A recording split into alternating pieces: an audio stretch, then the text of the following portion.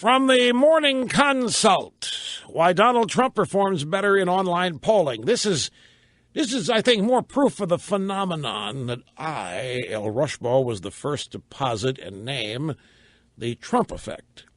But I can't take total credit for it because there is the Wilder effect out there, which is much the same thing. And it is the theory that Trump has actually got stronger support than some of the polls indicate, because the media has been so obvious in its opposition to Trump and so obvious in its disgust that when a pollster comes calling, a respondent will not say he or she is for Trump because they don't want to be ridiculed by the pollster, or they don't want the pollster to think they're one thing or another, so they lie. And that underreports Trump's strength. And the reason they think this is because online polling is where Trump just scorches it. And online polling is anonymous. Republicans are more likely to say they want Donald Trump in the White House if they're taking a poll online versus in a live telephone interview. And if you are a highly educated or engaged Republican voter, it turns out you are far less likely to tell anybody else that you want Trump. Now, stop and think of that. If you are highly educated, engaged, if you're an informed Republican voter and you are for Trump, it turns out you're far less likely to tell somebody than other people are, because you believe that most of your friends couldn't possibly be for Trump because they either say so or the media says that. So you don't say what you really think. And I can provide anecdotal evidence to back this one up. Golf course, folks. I know some of you stick to the issues. People don't like it when I talk about golf or the golf course. But that's an excellent proving ground for this concept. And the conclusion of this piece near the bottom, how much this divide matters is hard to gauge, but what this divide suggests is that some polling may be understating Trump's actual level of support. Now, you can hear the heads of the drive-by media exploding when they ponder this. And, of course, you can envision the heads of the Republican leadership exploding at the same time. This is the last thing they want to hear. This is the last thing they want to consider. They would like for the opposite to be true, that people are lying about their support for Trump because they think it's the cool thing to do. They're actually hoping that most people who say they support Trump don't, and that secretly there's a bunch of support for Jeb out there that will show up when actual voting takes place. And if not Jeb, then Rubio. Now, this next story is from the Wall Street Journal. And this is something that, look, I don't watch much cable news. I mean, I don't mean that as a criticism either. It's just passing on information to you more than anything. And I don't listen to much else either, and I never have, and that's for competitive reasons. So I don't know if other people have made this point, but I know that I have, and I haven't heard it anywhere else. And that is the makeup of the Trump coalition. And I've mentioned it numerous times before. The Trump coalition happens to be made up of people that the Republican Party claims it wants to be. The Republican Party claims it doesn't like its base and wants to broaden the base to include blue-collar, Hispanic, independents, women, minorities, and all, and that's who make up the Trump support base right now. The unique base of support that has pushed Donald Trump to the top of the Republican presidential field is also likely to give him a boost this spring when the campaign shifts to the South. Ted Cruz has drawn wide attention for his own efforts in southern states, many of which will vote as part of the big March 1st SEC primary, when more convention delegates will be awarded than on any other day. Mr. Cruz, who is surging in the polls, is focusing on evangelical Christian voters and other social conservatives, which form the cornerstone of his support, and they're plentiful in those states. But a breakdown of recent Wall Street Journal NBC News polling shows that Donald Trump also has a likely base of support in the southern states, and it comes with something of a surprise. Mr. Trump's likely strength can be detected by looking at Republican primary voters who live in counties with large African American and Hispanic populations. Trump does particularly well in counties that the American Communities Project calls minority centers. Data from the last three polls shows that Trump has support of 34% of Republican primary voters who live in these communities.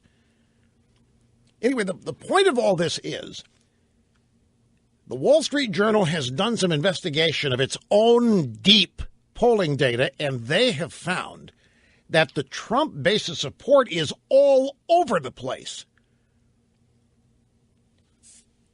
The drive-bys will not admit a potential erosion in their base support. The Republicans won't admit that Trump has finally hit the holy grail they've been seeking. But Trump is very strong in minority districts in the South. We just had a caller who made the point that 30 to 35% of the African-American people he works with support Trump. And the NBC poll internal data suggests that that's actual data, not anecdotal. Trump is also very strong with low-income, lesser-educated working people, which used to be owned by the Democrats. The South is where the majority of delegates will be decided early in the Republican primaries, these SEC primaries. Now, the point that I'm making here is that Trump's support base is entirely unconventional. The drive-bys have their conception of it. The Republican Party has their conception of it, and they're all wrong. And neither of them, when they're faced with the reality, want to admit the coalition that Trump's been able to put together. And it's all over the place. It is exactly, I'm not exaggerating, it's exactly what the Republican Party claims or says or thinks it has to do to win the presidency. You've heard them. They've got to support amnesty because they got to reach out to the Hispanics. They got to reach out to the women because of the war on women. They got to reach out to blue-collar working people. Well, Trump is drawing significant support from all of those groups just by being who he is. The Republican Party is trying to get those groups by agreeing with Democrats on policy, from amnesty to contraception, bordering on some of the other social issues, and immigration, maybe even a little bit of Obamacare. You get right down to it. And that's not working. The Republican... No, don't miss it. Trump has a significant number of conservatives in his base, but it's by no means the lion's share. The Republican Party thinks that Trump has come along and is getting the Republican base. And they're not all that worried about it for that reason, because they'd like to be rid of it.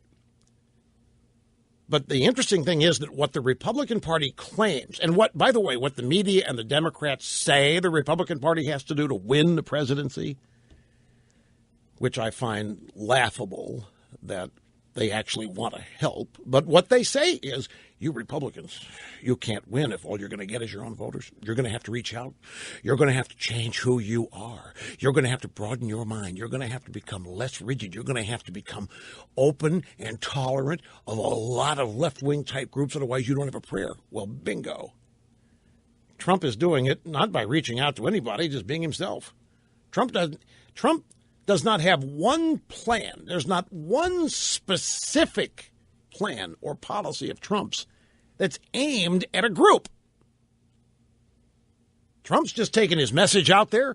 Here's who I am. We're going to make America great again. We're going to build a wall. It's going to have a great door in it. The Mexicans are going to pay for it. We're not going to let any more terrorists into this country. We're not going to negotiate any stupid more deals. And we're not going to certainly make ourselves look like the problem in the world. We're going to be the solution. Yay! It doesn't matter where they come from. Americans are cheering it.